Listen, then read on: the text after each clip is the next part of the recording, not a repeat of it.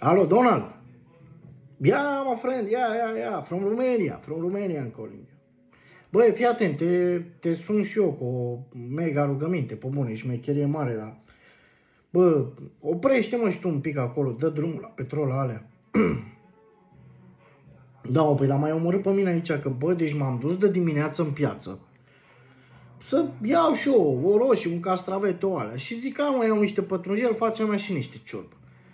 Bă, și când am ajuns la mamaie, 10 lei, bă, pătrunjelul, să mor eu. Legătura, mă, 10 lei. Și am zis la asta lui mamaie, zic, băi, mamaie, ești nebună la cap, cum 10 lei legătura? Păi că stai, domne, că să vezi, că război în Iran, că lanț de aprovizionare, că motorina scumpă. Hai, te rog eu frumos, păi nu mai mănânc nicio ciorbă, dracu.